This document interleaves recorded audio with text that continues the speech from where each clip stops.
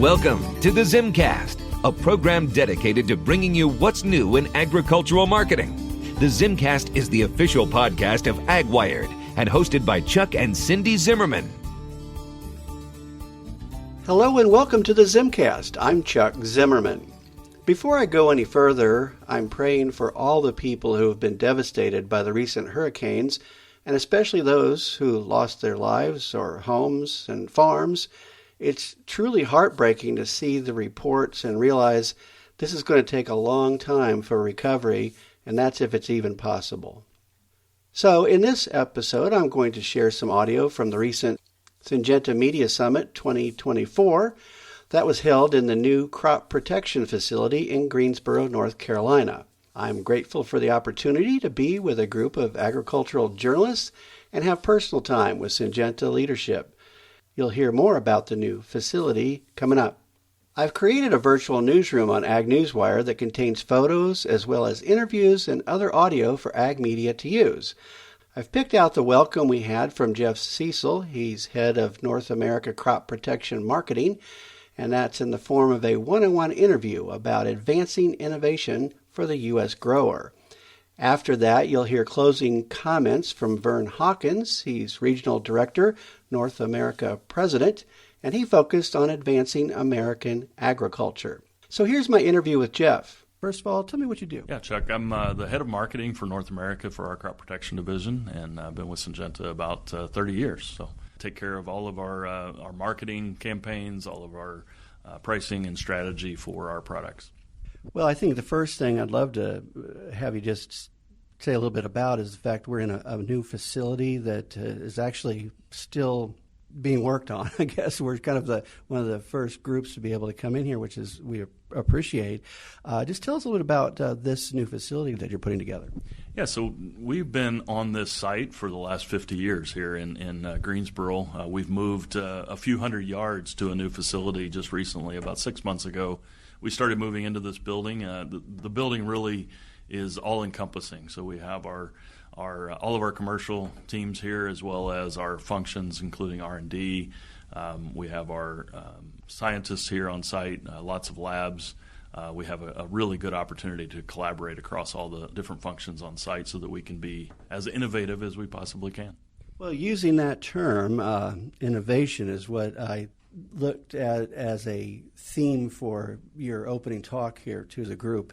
Tell us a bit about that in terms of where Syngenta's been and what you see for the future to continue the kind of innovation we've been doing. Yeah, that's a great question because innovation takes on a lot of different meanings for different people. Having the ability to innovate for products has been a real success for Syngenta over the last many years. We've introduced more products into the industry in the last 10 years than any other of our competitors, which has given us an interesting place to be able to grow our business. But the innovation really starts well beyond the product, and it really starts with our customers giving us the needs that they have to answer the changing environments that they have and address their everyday needs. Our goal is to make products that are profitable for the farmer, that can give them a good return on investment, and they can see higher yields. In order to do that, we have to have the best-in-class technologies, the best-in-class people, and the best-in-class relationships across the industry. And so, having everybody here on this new site is part of that, to be able to collaborate, understand, and then build on our successes. So we're really excited about what that brings for the future. Having the opportunity to develop products in real time for the real problems is what it's about. But innovation goes well beyond that. So new technologies, we were just talking about AI and what that could do. Being able to incorporate those new technologies into the product development as we go is very important. So not just with AI, but being able to talk about technical different medias that you can use in order to develop products. Describe the spectrum of different types of product areas that you are. Yeah, so we're working on every different category of product. So we work on herbicides and fungicides, insecticides. Obviously, we're into seed care very largely, and we have a new tool of biologicals that's on its way. So we're really into developing new products that fit the need in every category. We're very fortunate to have two new technologies that are very close to market with plinazolin technology, which is a best-in-class new insecticide that will be coming very soon, and a new product, nematicide called Timerium technology, which is also on its way in the next months. So we're really excited to be able to continue our development. Anything else that you thought this group here, a bunch of agricultural media journalists, anything else you wanted them to know about where you're at right now? Yeah, I think the where we're at is we are with the American farmer. And we are trying to do our best to look down the road for what challenges to come.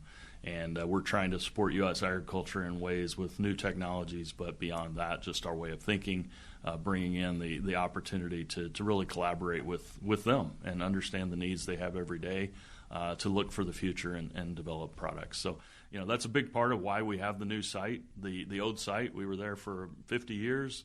And like I said, it's a few hundred yards away, but it's 50 years old. And so, being able to be new, innovative, and creative takes a space that will allow for that. And we're really excited about continuing our relationship with the American farmer, as well as being able to drive change and effective foresight into what's coming. Well, thank you very much, Jeff, for visiting with me here. We're in Greensboro, North Carolina. I'm Chuck Zimmerman reporting. Now you can hear Vern's remarks. Thank you, Rusty, and good morning, everyone. So I understand you've had a busy day and a half, and first of all, I want to take the opportunity to thank you for making time to come listen to what Syngenta's up to, gain some perspective on some of the things that we're experiencing, and sharing your own wisdom and perspectives with us. So I'm going to sort of make the case for why innovation in our industry is at risk. You've probably seen bits of it through the presentations of the last day and a half. But I want to start with just sort of iterating what are the key elements of our strategy and help you understand why this innovation risk is so real, not just for Syngenta, but for our industry. And so you probably heard a little bit about the three growth engines of our strategy here in the U.S. For crop protection. New products is one of the biggest ones, clearly. So you've certainly heard a lot about the innovation. And that really brings value not only to our company, but to most every partnership that we have. And so that one's pretty clear. The second one's around targeted strategic partnership with retail. And you heard a lot about the strategy from the panels this morning around the importance of having engagement with retail and growers.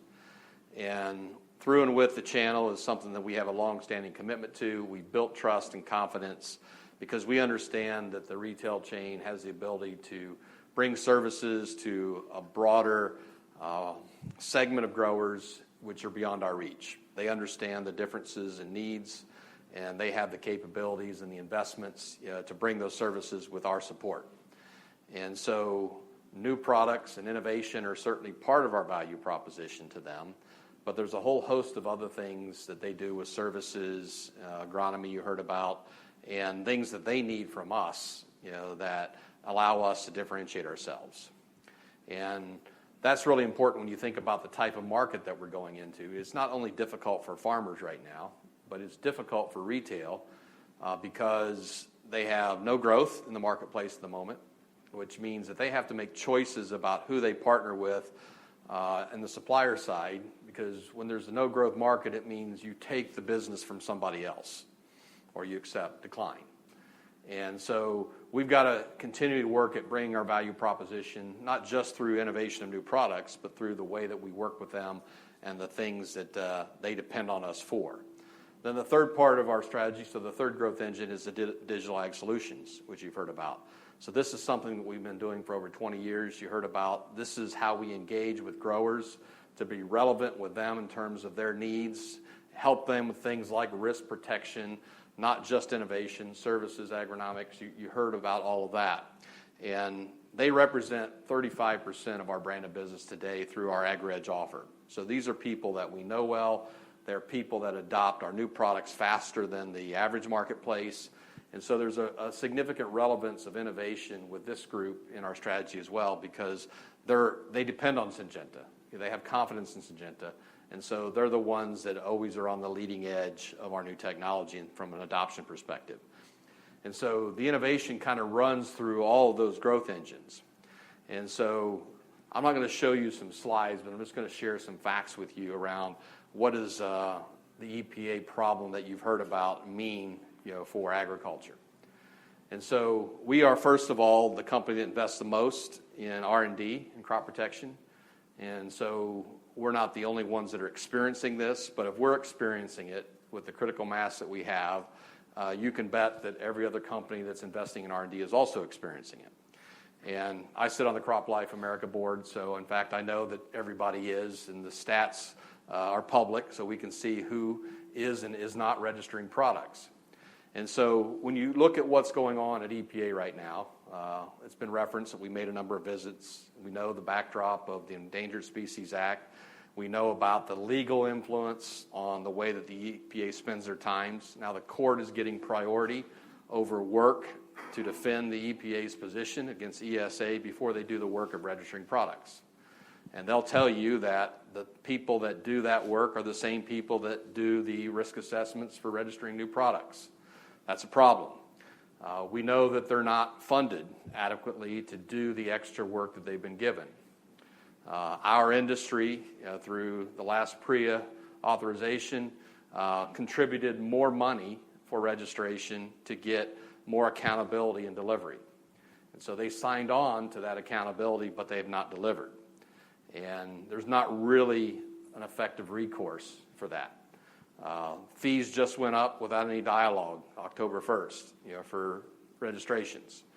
And so the productivity of the agency is not sufficient.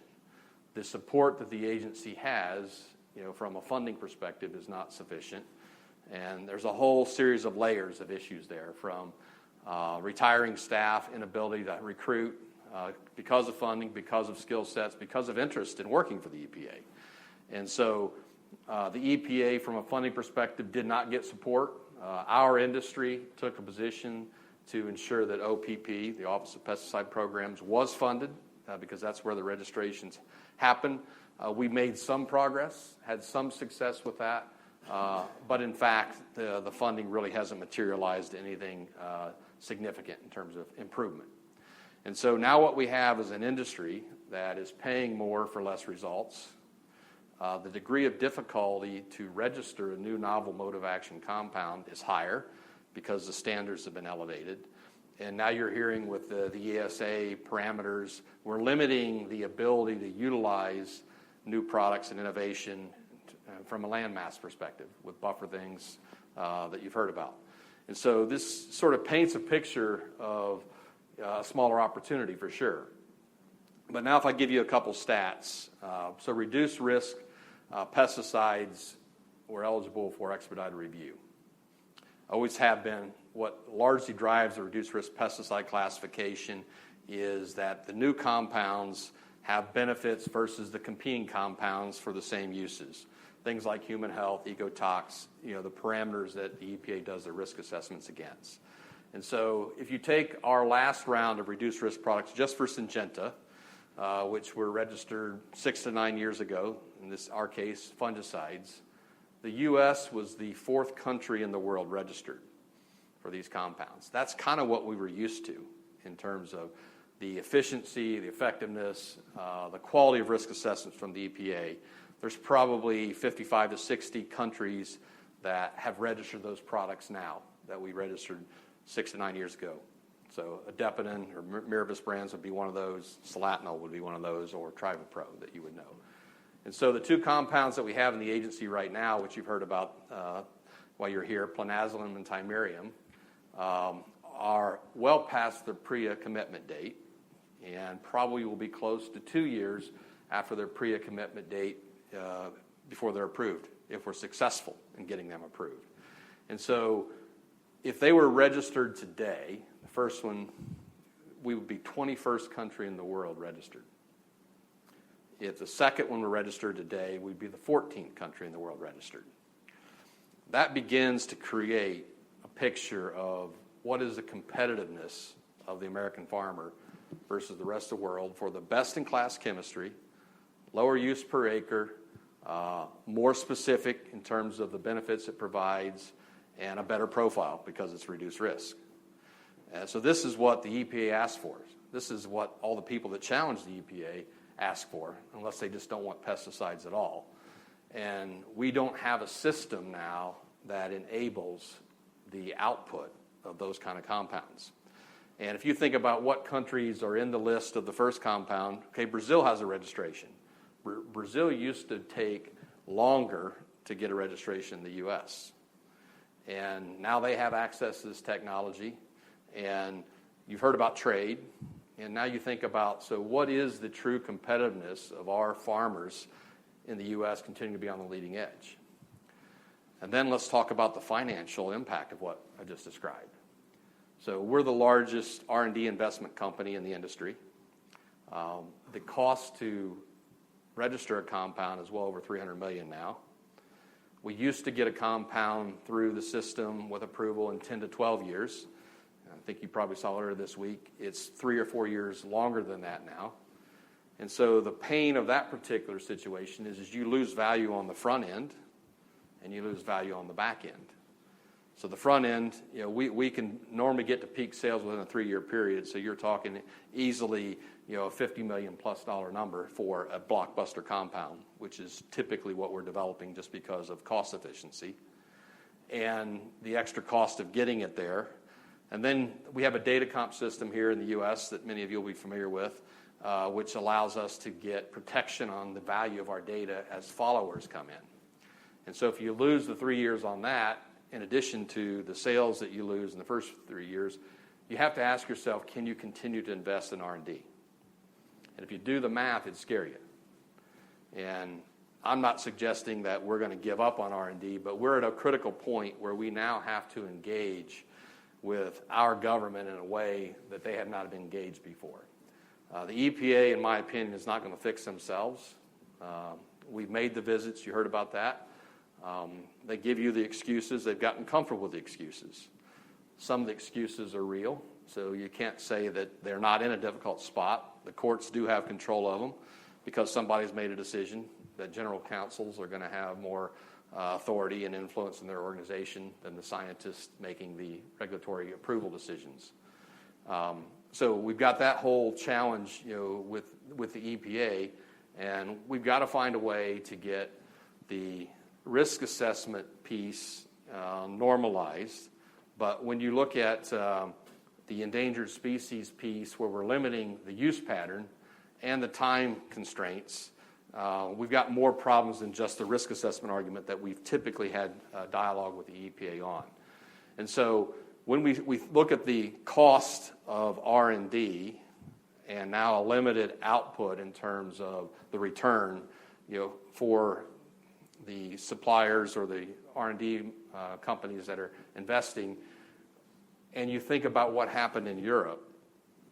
So we now have a global R&D investment pool, which has a minimal return from Europe and an unpredictable outcome for the U.S. And there aren't very many other places in the world to lever your revenue and return from other than Brazil.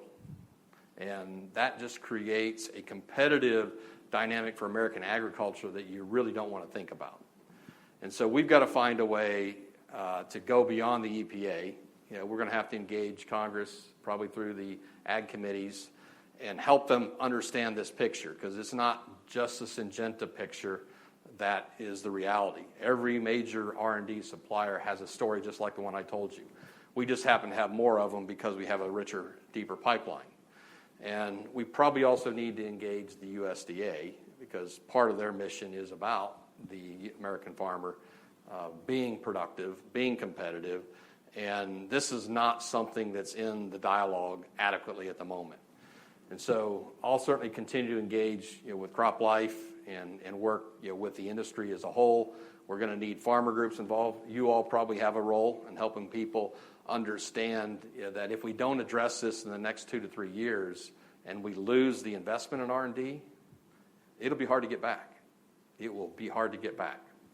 Now, we're doing some investment in biologicals you heard about, and I think there's tremendous potential in biologicals, but not to replace crop protection, to supplement crop protection and help us find new opportunities for soil health and conservation, ag and sustainability, and the other things that we talked about here. And so we're going to stay committed to that. But Europe is on the biologicals replacement strategy for chemistry, and it's not working very well for farmers. They are using products today that don't perform as well, and that changes their financial returns as well. And so I share this with you because the industry is now, after having a really good discussion at the Crop Life annual meeting, probably a month ago now, I guess, is how do we engage with the people that need to help us make this change in government. And you heard Mary Kay, getting anything done in government right now is difficult. And so there's a debate around, do you engage before the election because the EPA person will be appointed if the administration changes? Do you wait and see what you have? And so those are some of the conversations we're having. But my personal opinion is we need to engage soon, and we need to make the innovation risk not just the output of the 2 compounds that we're waiting on to bring to farmers, because if you lose the innovation engine, American agriculture is going to be the loser.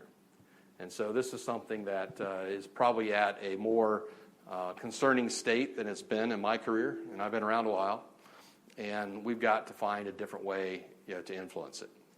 So mostly what I wanted to share is that risk, that there's awareness of it, there's a strategy being mobilized. We're going to need our industry to collectively work together to change that paradigm that we're now finding ourselves in. It's going to take to the questions on ESA, it's going to take a challenge to ESA. It's going to take a challenge to the court's authority, on things like FIFRA. And I don't know how quickly we can do that, but we're on a clock. And if you just think about the return, if we cannot make progress in this in a few years' time, our company has to say, can we justify the level of investment we're making in this industry? And this is all we do. So we're not going to give up on it. We're a committed ag company. But I really worry about the innovation access, for our American farmers in the interim, because other countries are getting these products approved. And I'm worried about it for the long term in terms of, can we continue to be the highest productive farmers, in the world? Because that's where our current status is. So I think I'll stop there and just give people a chance to ask questions about that or anything else you want to. If you have other questions about the company, I'm also happy to address those. But I mostly wanted to focus on the innovation and its influence on the American farmer's future. Well, it's really a compelling presentation you've given to us for those of us that really expect new chemistries and new seeds and everything that's coming on to the industry. What is Crop Life doing about this, Vern? You said it's going to take a lot of muscle. Is there an activity going on there? There is activity, and so we had the annual meeting in September. We come together for a retreat every November, and so a lot of the finalization of the tactics, will be worked there. But what we've done so far is just try to project what would it look like in a Harris administration versus a Trump administration broadly, and then we've sort of isolated this reality of the EPA is asking for more money. Industry is funding the EPA at a higher rate than Congress is from a percentage increase, and we've got no output from it. So all the accountability measures that went with the last PREA agreement have not been delivered upon, and there's been no dialogue with the EPA around their accountability against it, and they're too busy, kind of, is the response. So what Crop Life will be involved in is really that campaign I just described. And we're at a point now that I think Crop Life sees the value of going together as an industry. I'm not worried about that. It's just how fast can we mobilize. So we've decided that we're going to start pushing on it now because it's important to our company, it's important to our customers, and then we'll try to get a more coordinated plan coming into post-election. But I hope that we do something related to engaging the ag committees and the administration planning committees, for both the Republican and Democratic side before the election results are known, just so there's awareness. But as you saw, we are not in the crosshairs of most important issues to be voted on, dealt with, and that's something we've got to change somehow. So more to come. Vern, thanks for the presentation. Very enlightening to just hear where the rubber hits the road. I've been following this, especially on the ESA side, and how it's affected dicamba and whatnot. And as you were talking about the PREA fees, it reminded me that the EPA, as I've been talking to them, has sent me, information about how far in the hole they are when it comes to budget and whatnot. And even with the increased PREA fees that you were referring to, I was told they're still $10 million behind what they expect to collect. Those fees coming from companies such as Syngenta, $10 million behind for FY24. That just tells me that not only is Syngenta struggling with the idea of R&D and innovation, but as a whole, the industry is saying, we're not putting new products out because of the timelines and the ability. So, as an industry, looking, you can only help them so much, right, before they can have to help themselves. Where do you see that coming to a head as far as how far can R&D have to take off the front end and the back end before it just doesn't make economic sense for you anymore? Are we talking 10 years, 15 years? I mean, where is that? Our farmers need to have things pencil out. Where does that pencil out for Syngenta? Yeah, I mean, if it stays like it is, we're inside 5 years where you will see a significant reduction in R&D investment. So some of the things that are not occurring in the EPA, you probably heard about this week, the transparency and the communication between supplier and the reviewers is not happening like it once was.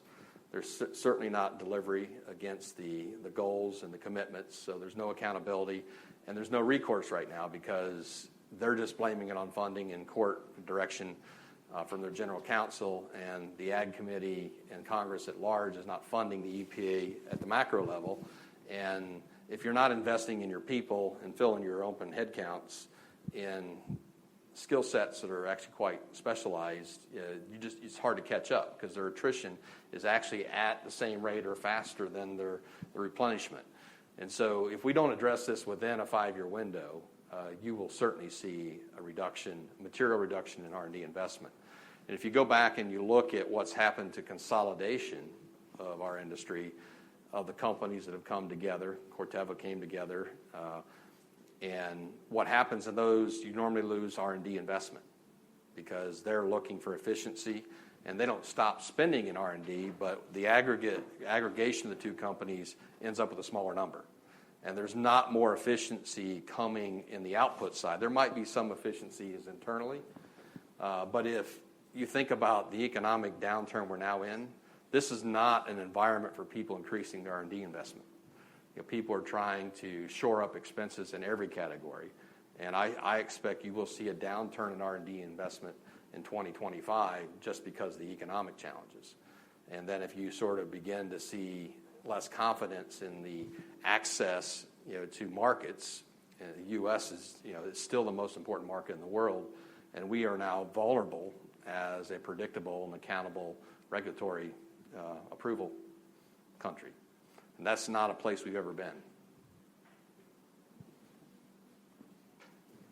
So, Vern, I was wondering, what's your sense to what the American farmer's awareness is of this? I know you travel all over the country. What's your sense there? Well, I wouldn't say they're highly aware because they're worried about the things that Mary Kay showed about. I mean, they're getting squeezed immediately with the buffering implementation outputs of the herbicide strategy and insecticide strategy. But we're taking the opportunity to make them aware. We have a grower advisory panel, which is part of the Crop Life. And so I visited with that group of farmers. They tend to be large. They're also diversified. Some are in row crops, some are in potatoes, some are in vegetables. And so they're willing to help with the importance of innovation for their operations. But that's part of the campaign that we have to build, is how do we engage the grower groups at the right times, to help us with the messaging that needs to be done with Congress, at Ag Committee, USDA, and so forth. The other thing that's really important about this for those of you that are connected to minor crops. So if you think about how a regulatory package gets progressed, and you guys may have covered this earlier in the program, but you often submit a certain amount of crop groups first, get the core package approved, add other crop groups second, partly to make sure that you're aligned around the assumptions of the approval, because there's a risk up aspect of adding more crops. And when you're not getting approval of the first one, all of that gets pushed aside. And so IR4 is a minor crop organization that we've always been actively supportive of, is the organization that gets the really, really minor crops. They're also getting pushed aside because these crop group progressions are not happening. And so if you think about specialty agriculture, somebody said it earlier, they will be hit harder, not just because of the endangered species buffering type of challenges, but they will be last in line to get new innovation. And oftentimes they are more intensely farmed crops from a pest control perspective than the row crops. And they have more resistance exposure sometimes than a row crop farmer does. And so for those of you that service that group of growers, it should be a really big concern for them. As you interface with your other industry or pesticide industries, what are you looking for the overall value for the industry going maybe 5 years from now? Is it going to be steady, or do you see upgrowth? Do you see downgrowth? Where do you all see it as a group of CEOs? Yeah, so if you sort of think about the cycle we're in, the hard part is how long will the cycle last. We still are bullish about the future of crop protection, innovation, and revenue, provided this problem I just talked about gets addressed. You can't get there without the U.S. being productive on the innovation approval. And so we've got to deal with the realities of the market we're in. But if I showed you our P&L curve for the last 10 years, 2018 was kind of a base year. 2019 went down because of the 20 million prevent plant acres that you all remember. 2020 came back up halfway because there were still 10 million acres of prevent plant against a norm of around 3 to 4.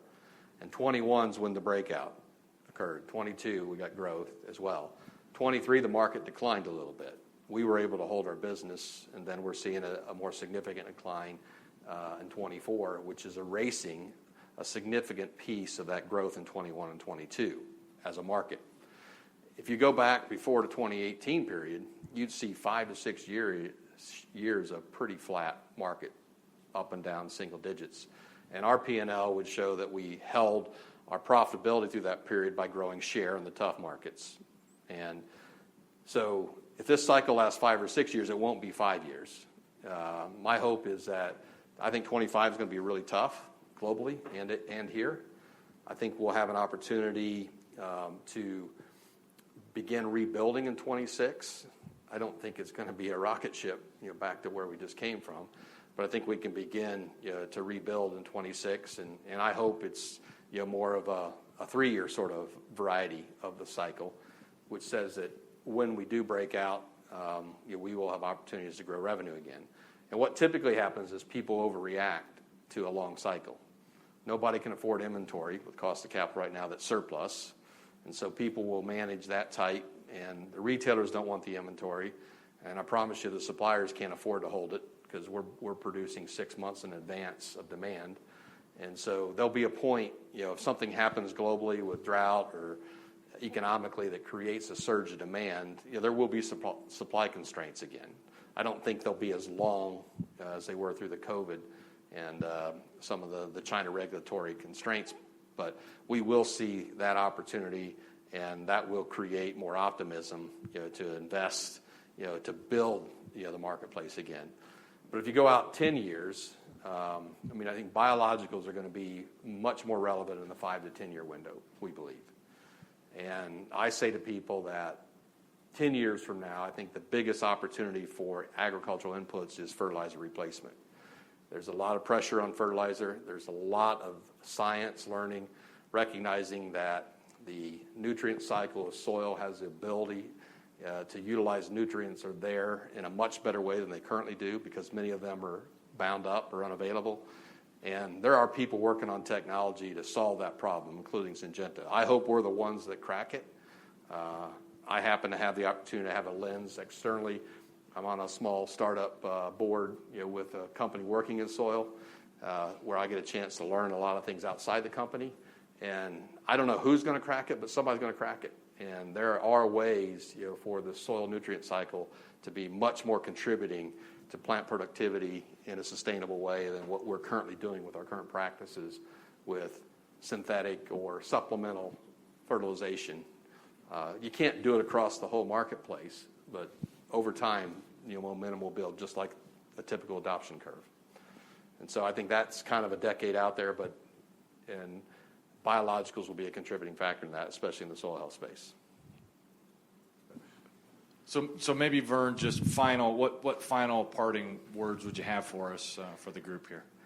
Yeah, so, it's important that we go into all of this, with a positive attitude, and you heard bits of that we've got a lot of opportunity that we can still offer farmers and retailers. And so we always remind them that, we're going to earn your business.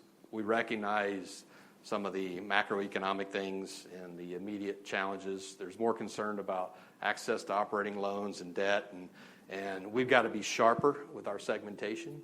That I sort of think about farmers in two buckets for simplicity purposes. The ROI story is the one that we're most comfortable with. We invest to provide that to growers, but not every grower in this environment can spend more than what their budget is. And if they have a certain amount of spend, we've got to help them figure out how to use that spend in the smartest way with our retail partners.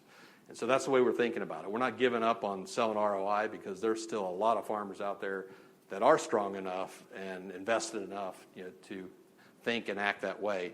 But there is a growing group in this cycle that are going to be limited to what they have to invest. And so we're trying to adapt the way that we work with our retail partners to make sure that those choices are visible to growers. And we're very committed to brand ladders. You probably heard that this week. And we know you can get more return when you buy at the top, but there are returns that you can get at the middle, if you have a limited investment capability. And so we've just got to be more sensible about how we approach growers that have needs that might be different than they had the previous couple of years. And so we're committed to do that, and anything we can do to help all of you through the course of that change, please let us know. But thanks for your time, and thanks for being here. All right. The Syngenta Media Summit covered a lot of territory, and it was all about the company's advancement of innovation. So that's the ZimmCast for this week. I hope you enjoyed it, and thank you for listening. You've been listening to the ZimmCast, the official podcast of AgWired. Check us out at www.agwired.com to find out what's new in agricultural marketing.